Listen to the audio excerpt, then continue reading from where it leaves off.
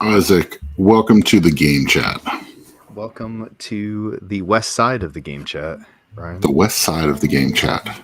West Side Story right here. So, yeah, if you hear music in the background, it is West Side Story playing right behind me. My family's watching it with some friends of ours.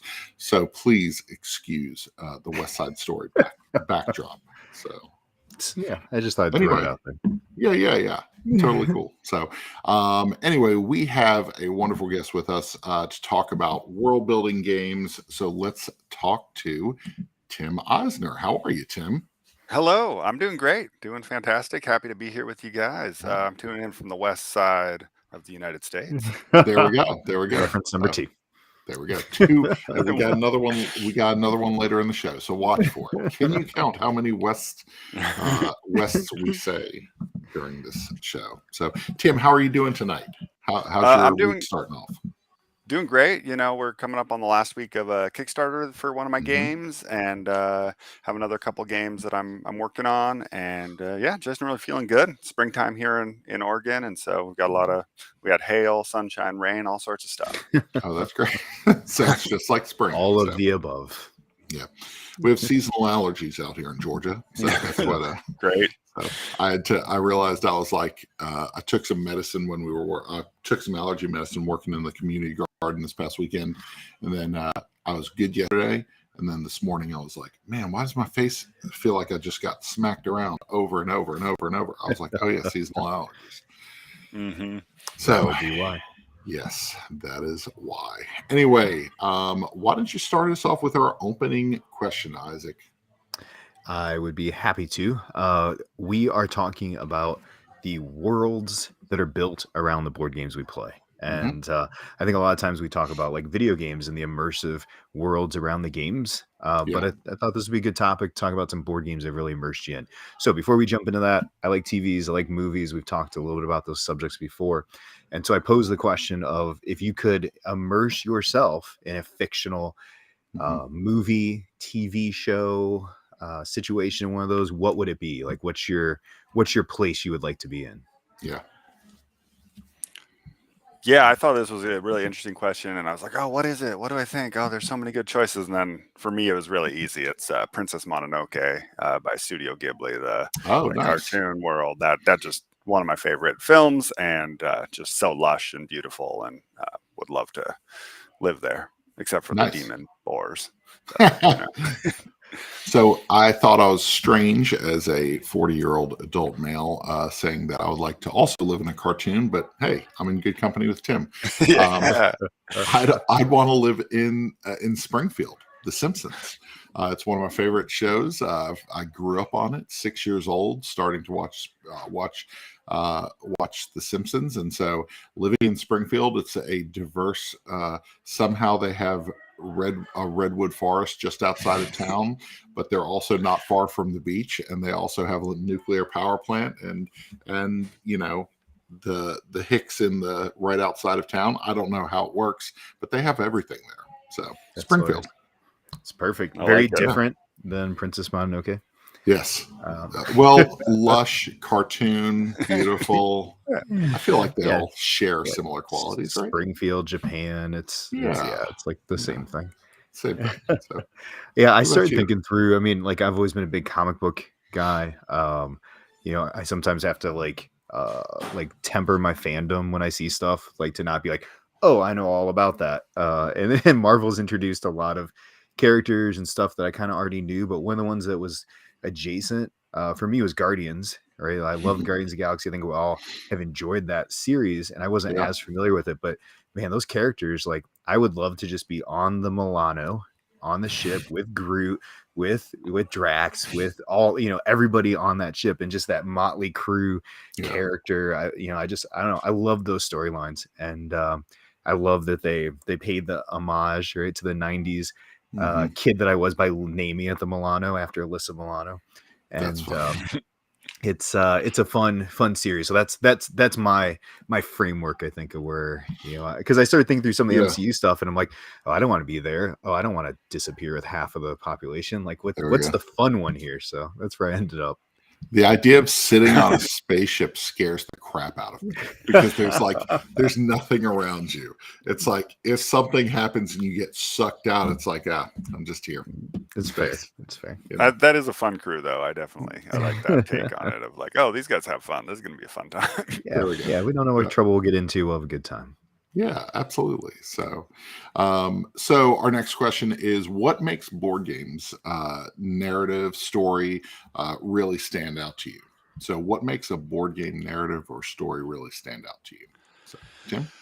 I think there's several things. I think there's really cool in board games how there's a lot of different levels of narrative. You can have like a fully immersive, like campaign game or legacy game that has, story points going on through it. And in that case, I think writing really helps, like the quality of the writing, that the people behind it have, sort of vetted it, created a good structure and done that. But I also think for me, I was thinking more about just uniqueness of theme really sticks out to me and really helps engage me in a game, because I've played a lot of games of like knights or merchant traders in the Renaissance era. But the game that stuck out to me in the last few years was Quacks of Quedlinburg. I thought was a really fun, unique theme that really worked with the game and sort of captured the spirit of it and was like, oh, cool. I like being kind of this, quack doctor. And so I thought that, and the bright colors and the fun uniqueness of that really, really helped it stick out to me. Yeah, that's really cool. I think I like it when a game can tell a good story without requiring 10 hours of research. One of the things that I grew up playing was JRPGs, and I used to love getting immersed in that world. But as you grow older, as you get more responsibilities, as you have children, it becomes one of those things where, like, and anytime I hear somebody say, oh, the game's only got 80 hours of content, I'm sitting there saying, oh, cool. So I'll never see 70 hours of that content. That's cool. But when I was growing up as a teenager, it's like if it didn't have 60, 70 hours worth of content, I wasn't buying it. But now if it has anything more than 10 hours of content, I'm not buying it. I really respect a game that can tell a narrative or have a really cohesive story without requiring a gigantic time commitment. I think that's what makes it fun for me. So nice. Fair. Yeah, I agree with that. Yeah, to me, the art is a huge part of it. I get pretty tied into the visuals of a game, so I want it to look good. And I don't think there's one particular style of art that I'm like, oh, if it's always looks like fantasy art or it always looks cartoonish. Like I want the art to match kind of what I'm playing, which is I think where some of the kick comes in with the more recent Libertalia and the reskin of Libertalia. I think people saw a pirate game and want to play a pirate game. And the new skin is different. I like it, but I can understand where that kind of drives people in one direction or another. But like I want the art to look good. And honestly, like the other thing that kind of draws me in on one of our game nights on Thursday nights, I'm in charge of the music, and I've been really impressed with the amount of board game playlists that are on Spotify. Yeah. Like that people curate these awesome playlists that match these games. We played Brass Birmingham the other day, and the music was like perfect for what we were doing. Yeah. And I loved that kind of tie in. So that helps to immerse me in the game a little bit more also. Forget what we were playing. We were playing something the other night, and I immediately went to Melodice just to see if there was a playlist, just because I really enjoy being able to sit there and listen to. My wife and I played Cafe for the first time yesterday morning. We were sipping coffee, and I put some smooth jazz, some coffee house jazz on. And I mean, it just made the game better, So perfect.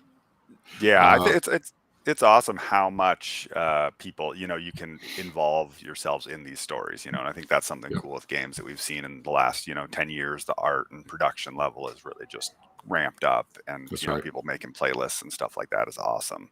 Yeah, we've got some love for Canopy in the comments. A lot of fun playing Canopy this weekend at Atlanta Game Fest. Adele, I hate that we missed Atlanta Game Fest again this time. We have to get Atlanta Game Fest. Shout out to that whole crew up in Atlanta. There is a board game mini convention that happens 2 to 3 times a year, and it's been going on for years. It was one of our first times going as a family to a convention, to a small group gathering like that, and it's really, really fun. So glad somebody had Canopy up there. That's really, really good. And then Bob mentioning we played some really nice music when we played Garinto. That's right. Yep. So, yep. So, and Matt. And look, you got a fanboy. There we go. Here. Got a fanboy in the comments. So, I know that guy. Yeah. Thanks, Matt. So, very cool. So, what is our next question, Isaac? So again, going into kind of looking at stories on lore, kind of what game caught your eye or caught your attention based on the story, the lore, the world that was built around it alone. This for me was, I think, the most biggest example out of this is Spirit Island. I think just the sort of the flipping the narrative of, you know, Settlers of Catan or many of those sort of like exploration games on its head, and like, oh, the island actually doesn't want humans to build here, and you're playing as the island against the people, was just as a fun twist. And then, you know, the art style and sort of drew me in. So that story, the lore of the different spirits of the island and stuff like that, not necessarily like is cool, but it wasn't like the main thing. But just the overarching premise of the game was immediately interesting, and like, okay, cool. What's this about? Yeah, that's really cool. I think Destinies is interesting because I was drawn in because of the storytelling and the lore and just kind of the background of it. It felt bigger than that little box that it comes in. Destinies was a real surprise to me, honestly, because I didn't back the Kickstarter initially because I didn't care for the fantasy setting. Like, I love the artwork behind it, but when I looked at the artwork, I said, just a fantasy game. I don't know. I don't, it's not really in my wheelhouse. And then when I started hearing the narrative of these stories that unfolded and the way that it goes down these branching paths, I was like, that's amazing. And Destinies became one of my favorite games of 2021. It's a game that actually I showed my son. My son was talking to his cousin about Elden Ring, and he doesn't have the money or the time to buy that right now. And so they were just talking about it in the car. And then I said, why don't you guys try this board game? And I sat it in front of them. I played the first story with them, and it was 1 o'clock in the morning. They said, can we play the second one? And I was like, you can. I have to actually sleep. But the very next morning they woke up, they busted out, and they sat there. My son set everything up, grabbed the iPad, and went to town playing another game. And they were like, we only have like 4 hours. Can we play one more before they leave? And I was like, I don't know. He showed some of his friends from school how to play Destinies. It was amazing. That's awesome. And people just got sucked into it, you know? Yeah, sounds like he got sucked right in. Yeah. My son had that with his. I have a 15-year-old with one of his buddies. They were playing video games. I'm like, why don't you guys try? Went wrong hand again. Why don't you try this Cuphead dice rolling game? Yeah. And it has the music with the timer, and they were just like going crazy. And I joined them for one, and they're like, "Oh my gosh, it's this boss!" And all these characters from the game. And it was cool to see them rolling dice around the table and having a good time. Like, my son will play any game, but his friend was like, I don't know, and like he sucked him right in. It was awesome to see. But the narrative one for me, I don't own the game. But my buddy Stuart on our team, Game of Sidekicks, had it, and it's one of his favorites. And I love the narrative, but it's co-op, and co-ops don't get a lot of play around here, and that's Unsettled. Like, the stuff that Orange Nebula is doing is amazing. Vindication is a beautiful game with a great storyline, but Unsettled, even whether I like the game or not, I have opinions on it. The storyline is amazing. Like, the crash in the planet, and this planet was trying to eat us, and it was just like, and I love that it felt like Elden Ring, and that it was like, you're gonna lose, you're gonna lose, you're gonna lose, you're gonna lose, and maybe someday you'll win. And that draw of trying to beat the unbeatable boss was pretty cool. So that sucked me right in. Yeah, that's really cool. Nice. So is there a game that's turned you off based on the lore, or that you just didn't feel really immersed in? For me, this was, I don't like to talk bad about anybody's games or anything, but the game that I was really excited about, in this category was Stuffed Fables. I was like, oh, this is such a cool theme. This is such a, like, I love these like little stuffed animals coming to life. But then the gameplay was actually enjoyable. I liked the characters and the items and everything, but the narrative sections in the book just felt really a little lackluster to me. They didn't quite deliver on that. Didn't really bring me along further into the story. So I felt like the lore of the whole thing was good, but the just the quality of the writing and the execution felt a little bit like, well, okay, I got to read this whole thing again, and I'm not that excited. It's not like exciting to read that part. So that may actually be why my family. So I was super excited about Stuffed Fables, and my kids were a little younger at the time, and I was so pumped about it that I was like, okay, it's family game night. I'm making everybody sit down. We're all sitting at the table, and I dig into this box and I get everything out and I set it up. I know how to play, and we got done with we got halfway through the first scenario, and my kids were like, do we have to continue playing? And I was like, oh, that doesn't bode well. Then so we go to bed that night. I said, Erin, why did the kids not like this? I feel like this is right up their alley. I felt like the characters and stuff. And she was like, could we just not play that again? I was like, oh, okay. Okay, you're not a fan either. Okay. No, and so I eventually got rid of the game, and I never reviewed it or anything. I felt so bad. I was like, I wanted to love that game, and I liked it, but nobody else wanted to. So, mine would be Root. I don't feel bad sharing that I'm not a huge fan of Root, because there are billions of fans of Root. Root doesn't need me on its side. I feel like it's fun, it's whimsical, it's neat, but the payoff is not there for having to learn each faction, and I feel like I didn't want to invest in it. It's cool. I'm more intrigued by the role-playing game that they have in that universe. I'm more intrigued by that than Root. That was the one that kind of fell flat for me.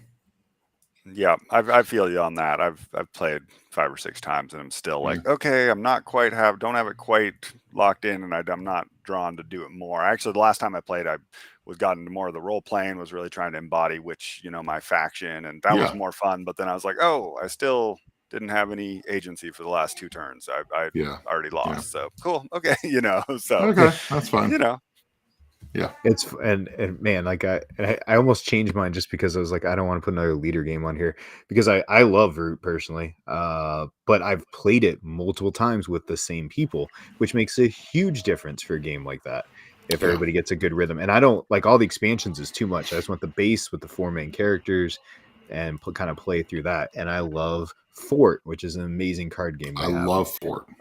But Oath was really hard for me. Oath was a challenging game, and it was hard to, like, I saw the narrative they were trying to paint and this world they were trying to make, but we spent like 3 hours playing the first game, and the guys I played with, kind of the same as like Aaron said, they were like, can we not play that anymore? I was like, that's fine. It's absolutely fine.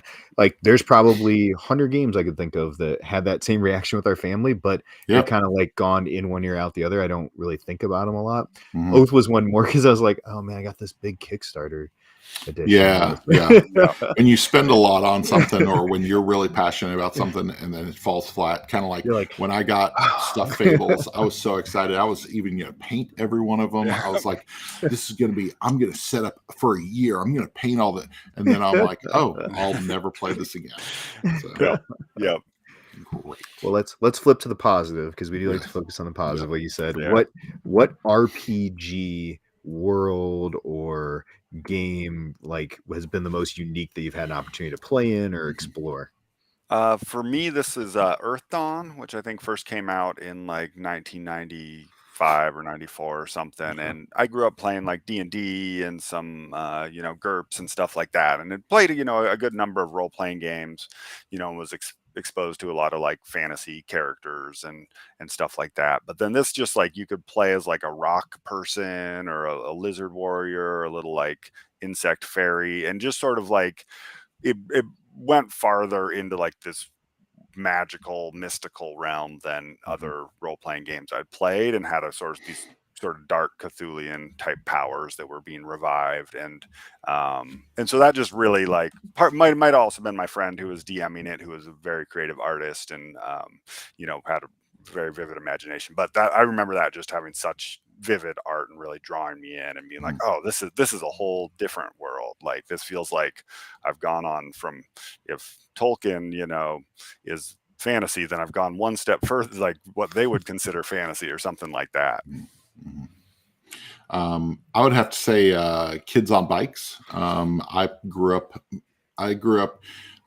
being a game master for Star Wars. I think the Star Wars RPG released when I was a teenager, and I was playing D&D a little, and so I picked up the Star Wars RPG and just ran with it. And I was one of the only people. I was 15 years old, game mastering every weekend at our local board game shop, because I loved Star Wars growing up, and that was kind of my entryway into RPGs. And so but something about Kids on Bikes. I introduced my family to Monster of the Week and played a couple Monster of the Week scenarios prior to COVID. And then Kids on Bikes came around, and I dug all into it. I was really excited about it.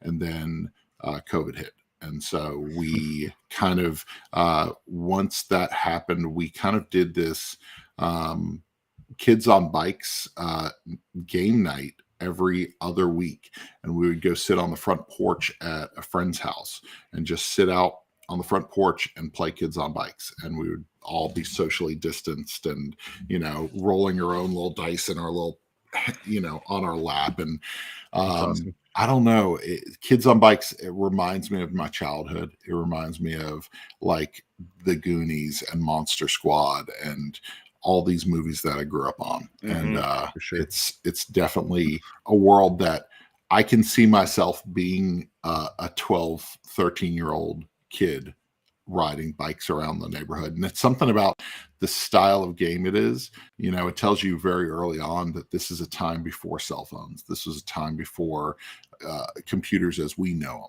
them. It's a time where you could just get lost, and it's really good. So. Yeah, nice. By the talented Mr. Gilmore. Yes. It's a solid system. That's on our game. Shoot, I didn't even think about having that on my list. His zombie game. Why is it slipping my mind right now? Oh, yeah, Dead of Winter. Dead of Winter. Oh, man, such an immersive game, too. So you got a few comments. I can drop mine, but so you got a few people's interest. Hey, everyone. Michael Petrie. Mr. Petrie. And then A Quiet Year is an intriguing RPG-like game. Through the Deep Forest version is more aware of the issues with colonialism. Nice. Okay. I've heard of The Quiet Year. I haven't heard of the Deep Forest. I need to look into that. So RPGs, I played through college. I started getting into D&D in college with like 2 or 3 friends, and we would work till midnight, and we'd stay up and play like till like 6 a.m, sleep the afternoon, go back to work. And I created all the worlds. We had the books, and I'm like, I just want to make fun things for my friends. So had all the time in the world because I was a college student with no other responsibilities. And we created fun characters. We had a blast, but didn't get back into RPGs, kind of got away from that. But when I started getting into board gaming and started with the traditional, Settlers and Carcassonne, all that, my first Origins I went to, I was big into Munchkin, the second Origins I went to, and anything that was Munchkin adjacent caught my eye. Yeah. And I shared my Munchkin art piece by John Kovalik. John Kovalik did the artwork for a game, and I wandered over to 9th Level Games Table with Chris O'Neill, who had Kobolds Ate My Baby. And he's explaining this game to me. He's like, it's a quick RPG. You roll up a character in 2 minutes. Your character is going to die. You roll up a new character. Your character is going to die. He's like, you're playing a kobold who's literally trying to steal the townspeople's babies and bring them back, but you're going to die because the town people are going to beat you. And I was like, that's really interesting. He's like, you know what? Let's get you in a game right now. And he's like, walks me over, throws me in a game, and I had a blast. Like, it was hilarious. That's really cool. And awesome. Part of that is the DM, right? The DM drives so much of that. Yeah. experience, and it was fun and silly. I bought the book, and it was a good time. And I know they do a huge thing at Origins where they do this huge like Kobold night, one of the nights, and it's all hail King Torg or Trorg or something. You'll hear That's people funny. shout that. Awesome. But they've created a cool culture around it. Yeah, that's really cool. So Michael says our Kids on Bikes campaign, the arcade was our tavern. That's awesome. That's so cool. Nice. Little bonus one in there. When I was testing first started testing games at one of the local game stores, I went down and there was someone testing out an RPG.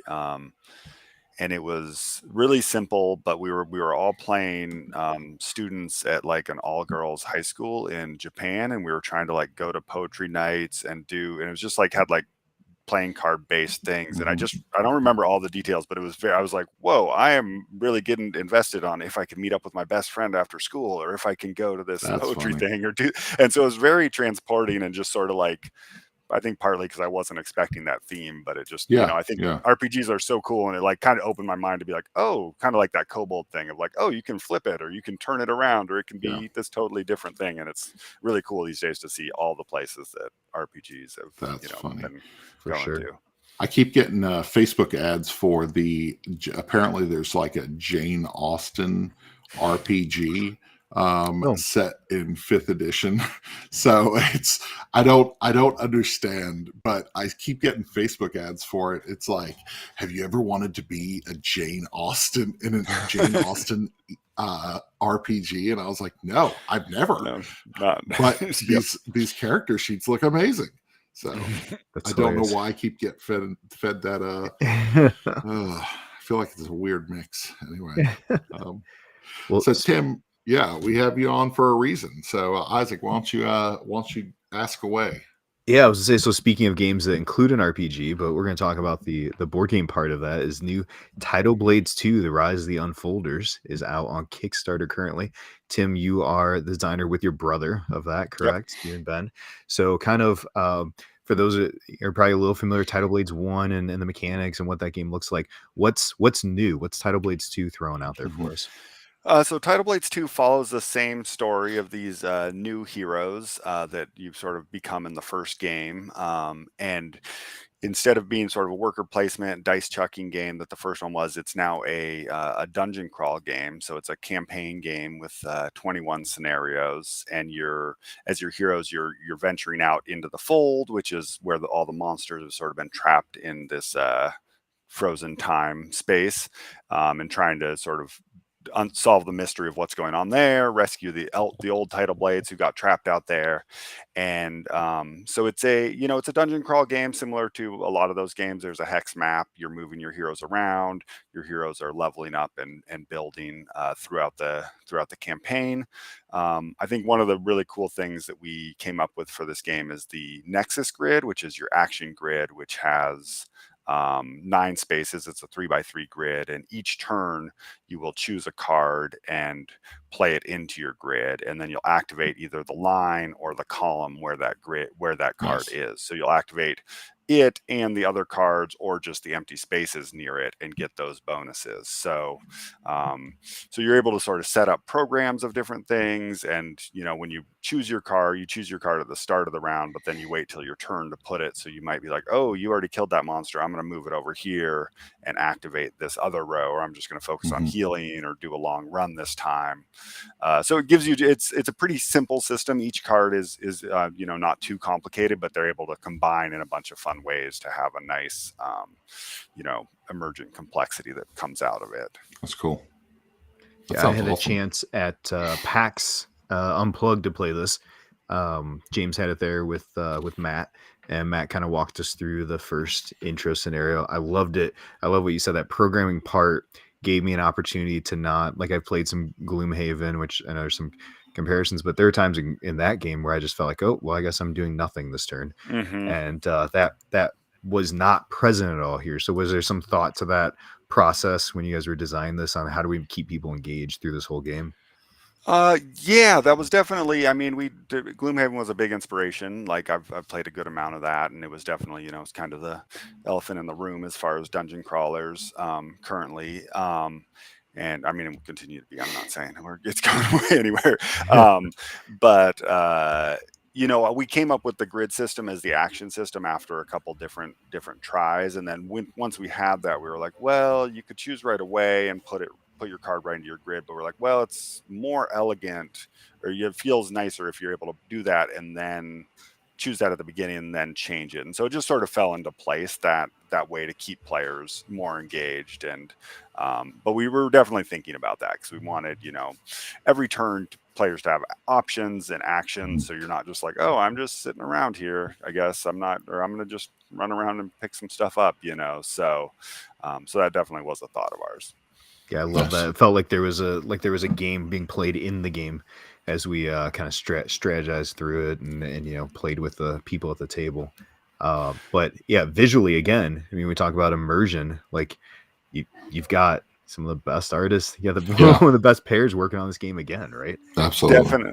Definitely. Yeah, I've been really lucky working with a lot of talented artists on my games, but David and Lena, who make up Mr. Cuddington, they're a husband and wife team, and they are just fantastic, super dedicated, and super talented. And the really fun thing with Tidal Blades, the first one and Tidal Blades 2, is they not only do all the art, but they came up with the lore and the world and created the whole thing. And so they put even more energy and love into it, you know. And it was fun in the first game, and in this one too, in Tidal Blades 2, is like we'd be designing some things, and they'd be like, oh, well, here's something that exists in the world, and we're like, oh, cool, okay, that'll fit into this design, or that shifts, you know, what we can shift this around to fit with that. And so it was neat to be creating it in tandem with them. Or we'd be like, oh, we need to add this kind of thing, is this magical, or should we have this be an item, or this should be this type of thing. So it's been really fun working with them on that, and really a joy and honor to be able to design in that world that they created.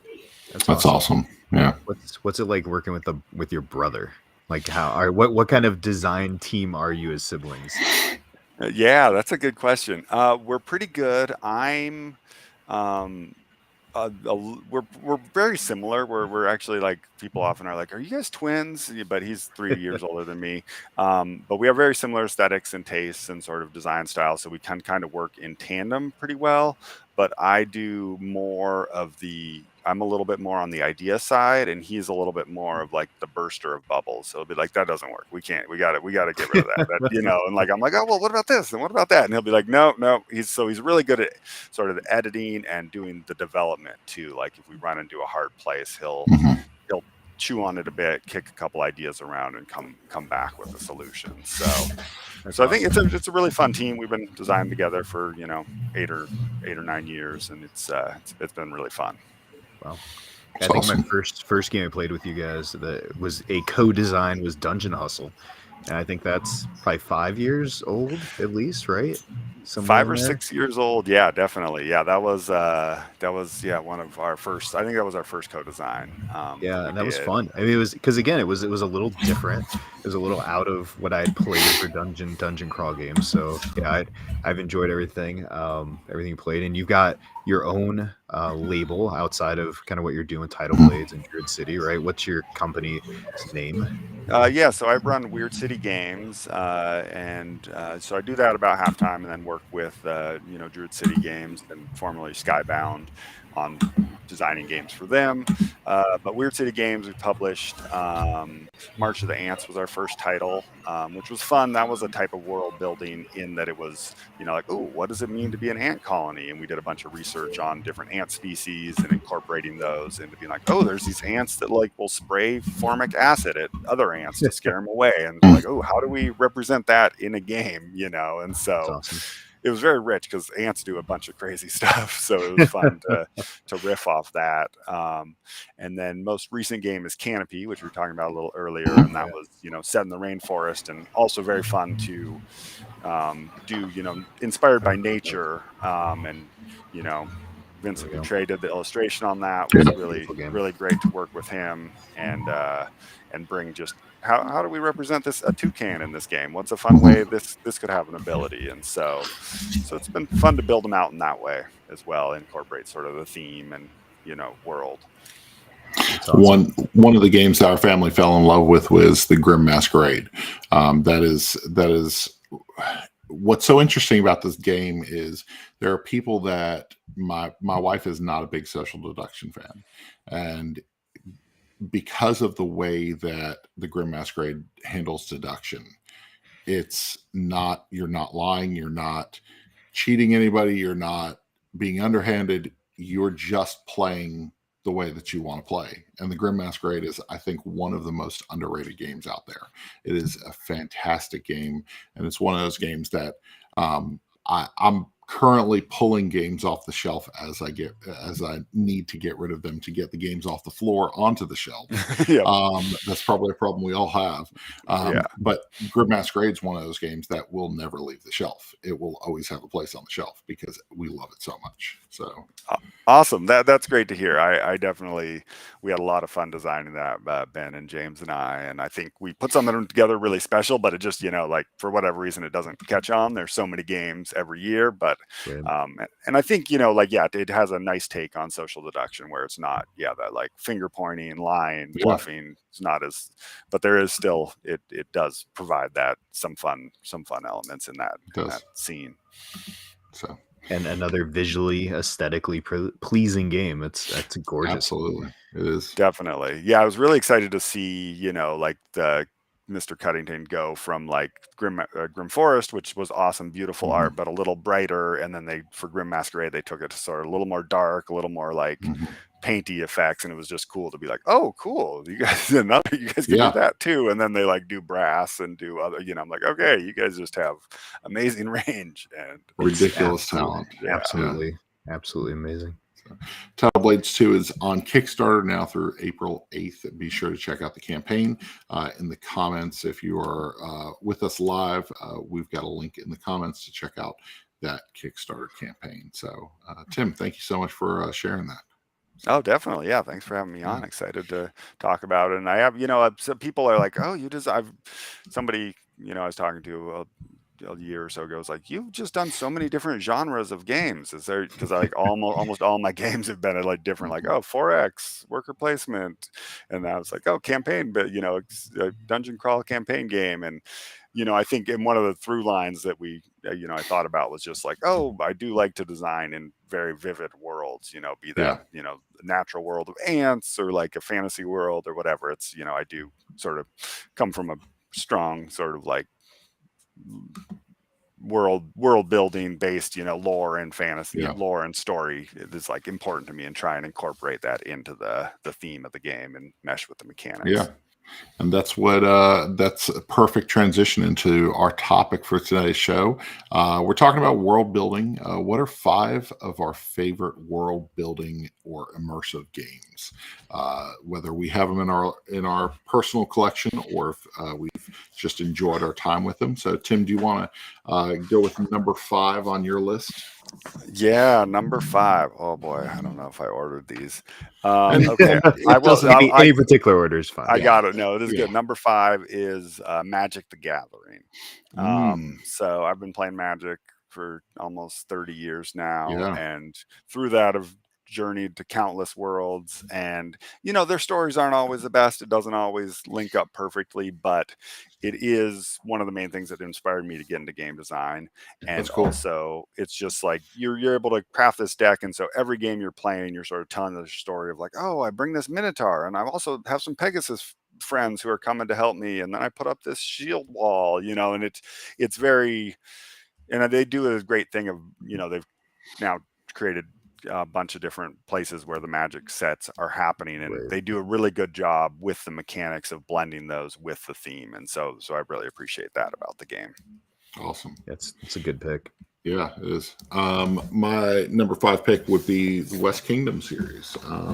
Architects was the first one that I tried in the West Kingdom series. You've got Paladins, and you've got I'm forgetting the Viscounts. So I really enjoy, I don't know, it's something about the art connecting with this period of time where there's knights and there's warriors and all of this stuff going on, treachery and arresting other people, and it's just really it's every time I play one of these games, if I were to play Architects right now, I would immediately be like, hey, do we have time to play Viscounts? Do we have time for a game of Paladins? I mean, it always goes that way where if I play one of them, I immediately say, hey, we just need to jump on the rest of these, Nice. because I just enjoyed the artwork and I enjoyed the mechanics and how they're different from each other, but they don't feel like they're in different worlds. So that's really cool. Makes me think of a thing that I think a few designers have pulled this off, but I've heard a lot of other designers talk about, of like creating like a sort of trilogy of games that play, that's telling a story along, that, and Century Spice Road did that a bit, but like it'd be fun. I always think about like, oh, it'd be fun to create this game where you first build a spaceship and then you travel to a different planet and then the last game settling it or something of that nature. Yeah, it's awesome. I think my number 5, I enjoy that we don't know our guest list before we come on. I'm always surprised to see what, like, because I'm sitting here thinking like, man, I totally should pick Magic. That's such a good pick. But my number 5 is going to be the only legacy game that I'm including, and that's Pandemic Legacy Season 1 specifically. I still think it's spoilery to talk about this game, but if you haven't played this game, it surprises you. I don't love Pandemic. I don't love co-ops. I loved this game. My wife does not especially love co-ops. She sees co-op and she's like immediately like, she'll try it, but for the most part, she's not interested. We played this with another couple, played through every scenario as stuff was, being revealed. It was like, oh my gosh, are you serious? Like, it's cool. Pandemic, but it's not. And you definitely feel immersed into this story as it goes on. Yeah. And we haven't played the other seasons, but man, I love Season 1. It's so good. That's cool. I've wanted to play Season 0 just because of the theme of it really intrigues me, I think, more than the other two. So one day. One day for sure. Number 4 for me is Zia, which is a space space exploration game. Each player's has your own ship and you're kind of cruising around and doing different trading missions, but it's a sandbox game, so you can do a bunch of stuff. Exploration's a big part in the early game, but you can upgrade your ship, you can deck it out with different armaments and shields, you can track down you can hunt the fugitives, you can do all sorts of stuff. And so it just is a very great system that kind of invites you to tell your own story and build up as you're playing. And so I really enjoy the thought and the structure that went into that game. That's cool. It's awesome. My only legacy game on this list is right here, Clank Legacy. We have not finished it, but Clank Legacy is really, really fun.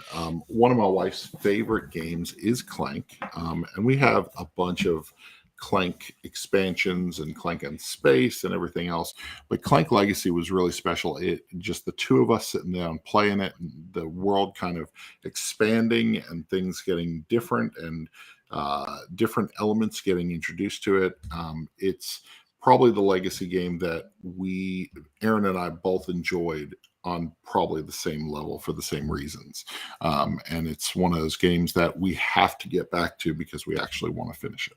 So it's fair. Nice. Absolutely. My number 4 is going to be from Burnt Island Games. I had a chance to play this during the pandemic on TTS. Usually not a big fan of playing things on there because they're clunky. But for the right people, I'll sit down and play one of their games. They're like, you got to check this out. You guys are going to love it. So Derek, Bob, and I sat down, and the game explanation when they went through into deep, again, kind of like Tim was talking about, right? When you're talking about like taking a game and flipping it, this is like, it feels like The Matrix. It feels like Johnny Mnemonic. Like you're a cop, like, oh, okay, sure. But then you're getting in the head of the bad guys, making them do things, controlling them, but don't get too deep because then you become the bad guy. Like I love the rondel on this board. Like it feels very like push your luck to evil, how evil are you willing to be, and are you gonna bust? And it's just like Burn Island, Kids Table board gaming, like I don't think they can do wrong over there. They've got some amazing themes and ideas and worlds that they've built around these games. Heck, even Creature Comforts, right, is like this like deep little game, right? My review of Creature Comforts hits tomorrow. So. Perfect. Totally. Oh yeah, your description. I saw that game, but your description, they should have got you on the Kickstarter, because I was like, man, I want to play it now. Like, get that idea of like getting in their head and getting. I didn't know all that about it. It's so crazy. One of our writers, Rick White, did the preview coverage for In Too Deep, and he just raved about it, and it was like he kept talking about it, and I was like, man, now I want to play it. So nice. I think it's one of these games that suffered during the pandemic of not getting the exposure it probably needed at a convention in front of enough people to get that steam going, right? I think we're going to see some of those games hopefully in the next year or so, like come back, right, and get that steam back that they should have had. But look at you, summoned Rick. What are you doing? Jeez, how does that happen? He has something on his phone that says someone is talking about me. I need to jump online. So people are watching. They're not chatting. But he would not watch this. So my number 3 is a legacy game as well, and it was King's Dilemma. Which I really enjoyed. In this one, you're counselors to the king, and you're all sort of advising and doing some voting, similar to Battlestar Galactica or other voting yay or nay games. But it really, got you into the character. You were able to make these fun choices. There was a lot of room for sort of role playing within our among the different characters and houses, and just the emerging narrative that came up. I wasn't always in love with it, but it really I was very excited to get together. We finished the whole, campaign over 6 or 8 sessions, and just it did something very new and felt new and different to me, and created this lasting narrative that was very fun.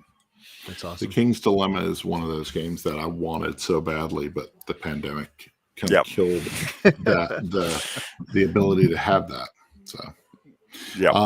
Rome is the smallest, I think, of the games set in this universe, created by Ryan Lockett. But Arzarium, I think, is the name of the world. But it is, I just love the characters. I love that there are frog people. I love that there are weird cat toad things, and different animals have these different features. I love this world, near and far and above and below, they're all set in this place, and I really, really dig it. Rome is one of my favorites because it's one of my favorite area control games, but it's set in this space. And so and there's one card in here that is a guy that it says something so stupid. It's something about the guy forgot his own name or something. Every time he comes out, I make fun of him. I love that. Every time that card comes out, I'm like, you stupid jerk.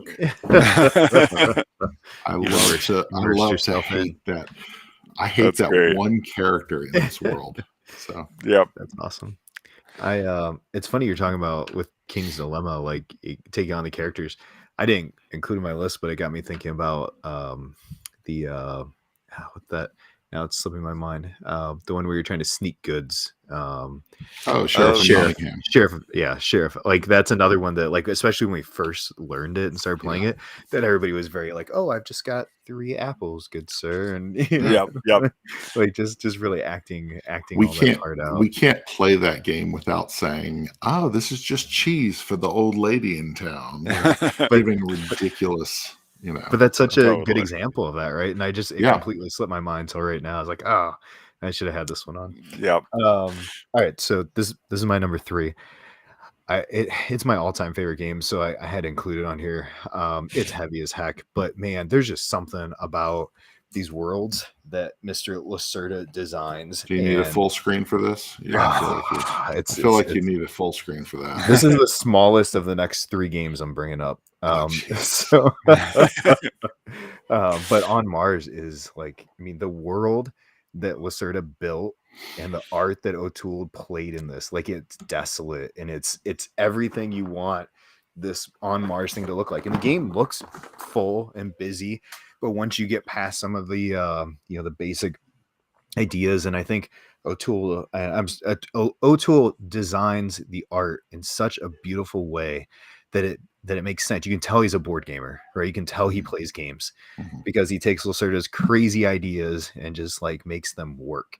And there's just something about the pressure of like, okay, we got to get out of here. We got to get out of here. And as you're building into this game, if you've never played On Mars, it's so thematic. It's a beautiful game that, again, we get the music going and you feel like you're in it.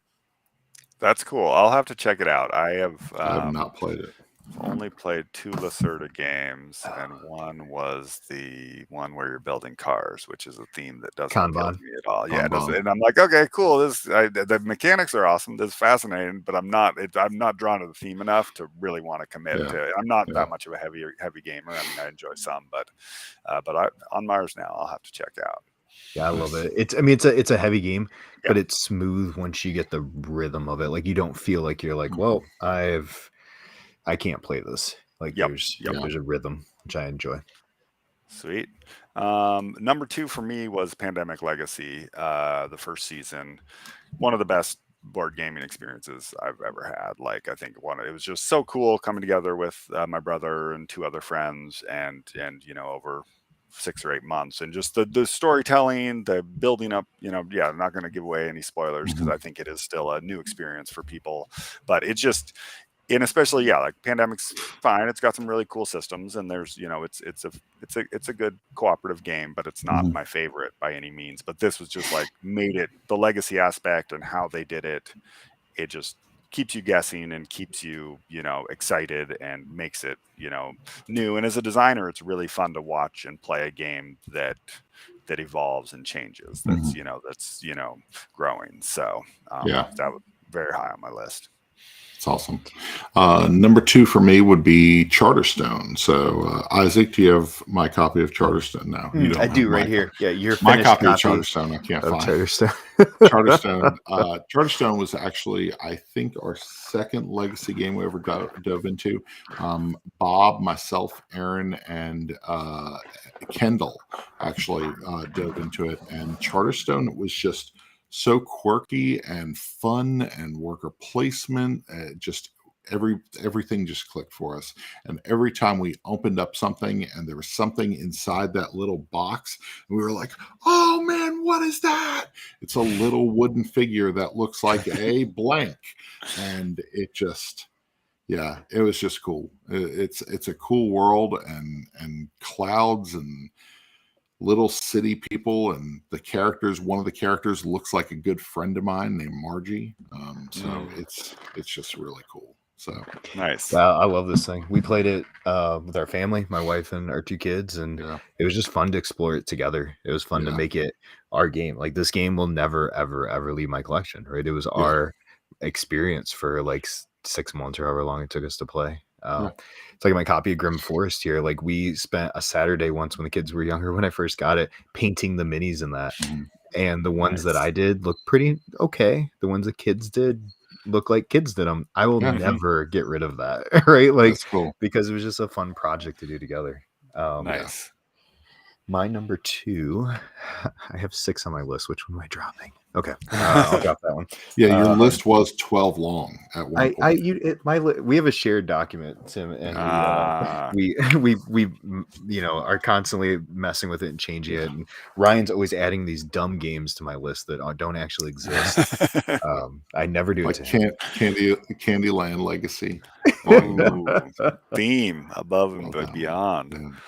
I'm gonna have to drop it. Okay, I know we've already talked about it, but I've got to go with my next biggest game. Right, it's behind Tim on the shelf, but I'm gonna throw it in the window here. Tidal Blades is. I had a chance to play so many different versions of this game, and I didn't dislike any of them. That was the cool thing to me. Is each time I played it, I was like, "Oh, that's actually a lot of fun." And then I remember the next con, Derek's like, "You got to see this, and this is different." I'm like, "Oh, okay, well that's really cool too." And all along, I've enjoyed I've enjoyed being able to kind of see the game grow. And man, I love the arena in this thing. Like, I love the Strike-esque arena setup. Yep. You know, like, there's just so much about that game that's just gorgeous. And again, you talk about something that, one, it doesn't fit on my shelf, but something that will never leave my shelf is going to be that game. It's a masterpiece. I absolutely love the world, like you said, that you guys built with the Cuddingtons. That you talk about a game you can keep building into. Like, I can't see how this isn't something that just has potential forever to build into. Yeah. Is Rick saying that you bought that from him? Is that what is Rick saying? I don't know what Rick's talking about. Get him off the screen. Off the screen, Rick. Off the screen, Rick. Yeah. Cool. Yeah, no, Tidal Blades. I was going to put that on there too, but then I was like, well, I don't want to put my own game on. I got you. Other people, but it's like that. What about top 5? Here are the 5 games I designed. Yeah, I'm just going to talk about myself. There we go. So my top game is, and it's probably my favorite game of all time as well, is the classic Dune game that was re-released recently by Gale Force 9. Yeah. This game, I mean, it benefits because it comes from a classic, awesome sci-fi novel, but the mechanics in the game and the structure of the game gets you into the character, into your factions. The asymmetry of the of whoever you're playing really lends itself to, like, oh, you're the emperor, you control all the money. Everybody, whenever somebody buys something, it just goes to you. So you're like, oh yeah, I can just buy anything, or you're the Harkonnens and you just have extra treachery cards. No one wants to get into a battle with you because they're like, okay, are you gonna have my trader? And it's got a lot of like weird niche rules that are like a little far out, but if you have a group that like can get it to the table and commits to it, it's just like, I've played few games that really get where the mechanics bring the theme out so well. That's cool. It's really enjoyable. Nice. So Rick clarified his statement. You picked up writing stupid things in Google Docs from me. That is true. We have a Google Doc for our podcast, and he would write all kinds of ridiculous stuff.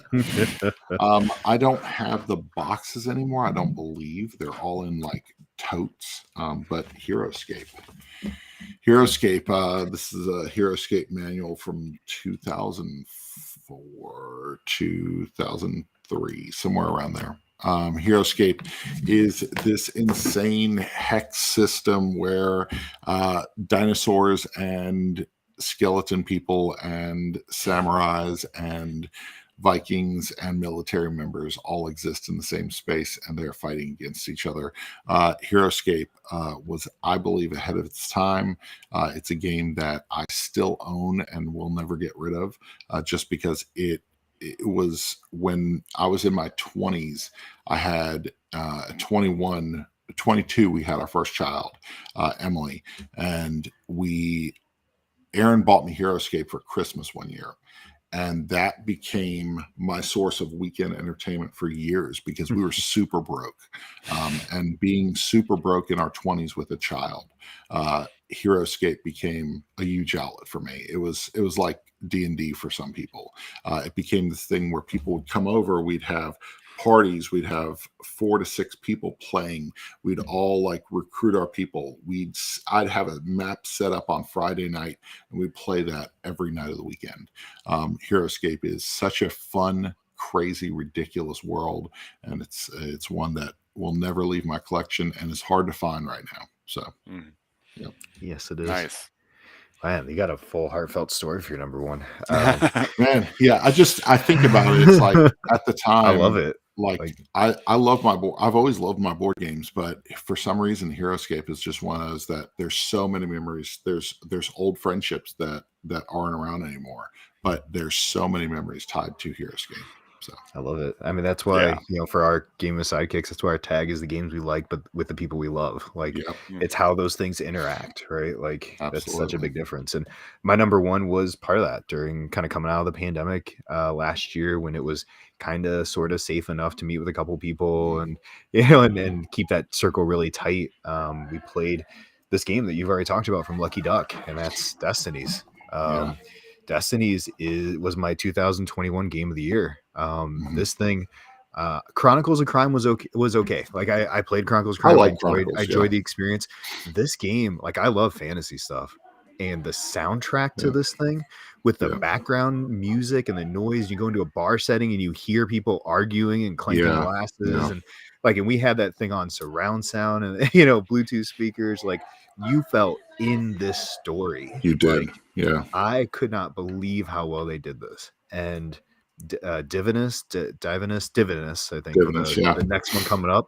We had a chance to play the first 2 games of that, like the preview copies. That was stupid good too. But there was just something about the way this fantasy world set and how it just kept opening up further and further. And like your son learned, you just had to say, wait, I gotta keep playing this. I gotta see what happens. I loved that once Josiah learned about how great Destinies was and he was playing it, Bob comes over and says, yeah, your dad could have gotten you Divinus, but he didn't. And I was like, what are you doing to me, man? Why, how are you my friend?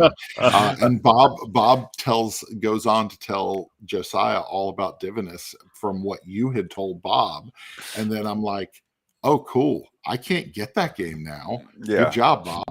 Now my son's like, why didn't you get it? What's going on? I can ship you the prototype. I still have it. Oh, jeez. Now Josiah's going to know that exists. Anyway, so we always end our show on what have we been playing. What's one game that's hit the table lately that you really enjoy?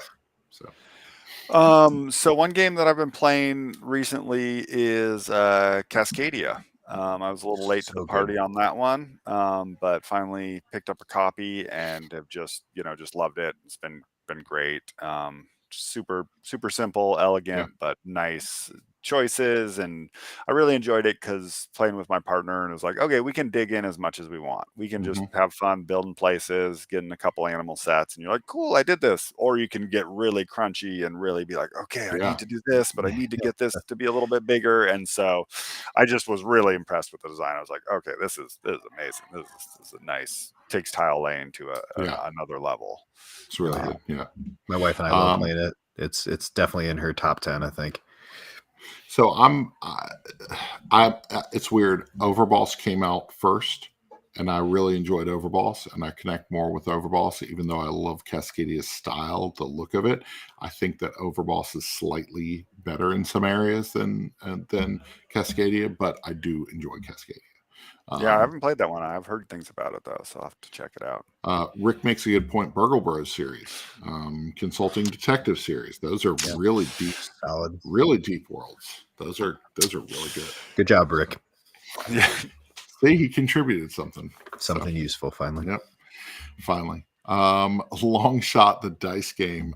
Bob brought this one. Bob brought this over. He got it from Kickstarter.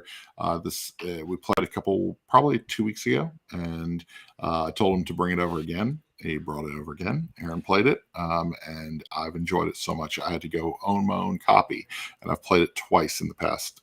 I bought it Sunday and Saturday, and I've played it twice already. So I really like Long Shot, the dice game. This is probably one of the smaller games that you will see at the end of the year on my top 10 list because I enjoy it that much. So awesome. Nice. For me, it's a Reiner Knizia game that was originally released in 1999, but is getting a whole new life thanks to 25th Century Games, and that's Ra. Yeah, Ra is getting a whole new life. It is same game that you know and love. Not, Chad didn't change a thing about this game, but the artwork, and we've got Ian O'Toole artwork now, and this game looks.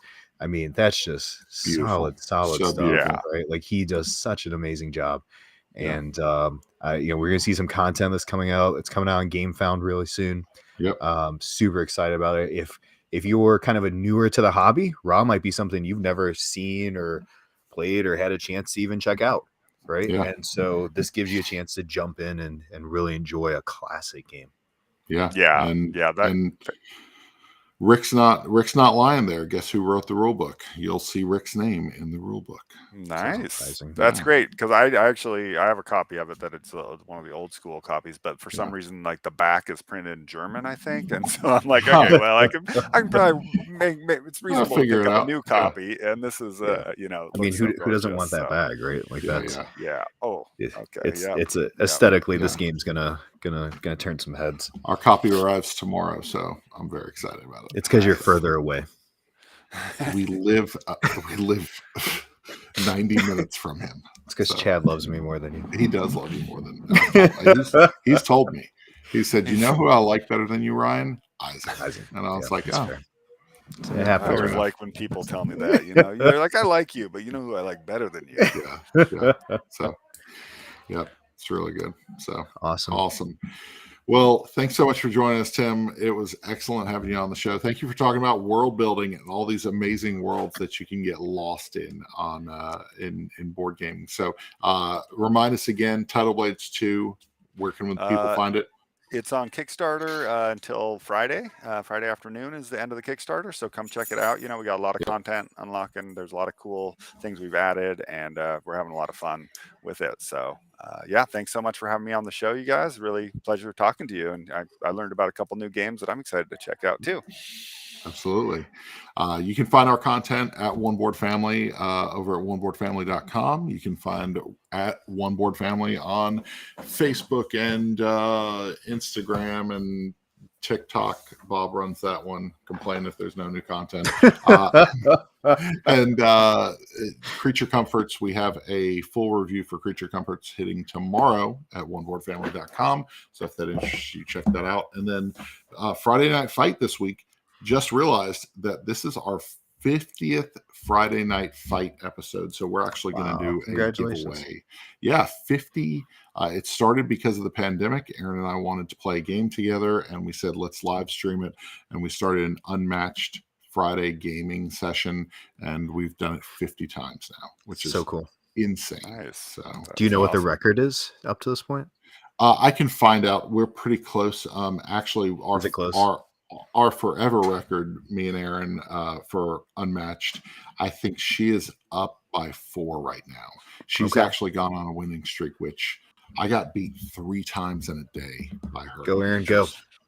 Oh man, it got rough. So anyway, Game and Sidekicks, you can find us on all the socials on Facebook, Instagram, Twitter, over on YouTube, on TikTok, where we do like to do content. I got a kind of a fun idea for a series I'm gonna start doing on TikTok here in the next few days here. Nice. It'll be kind of silly fun. We're gonna do that.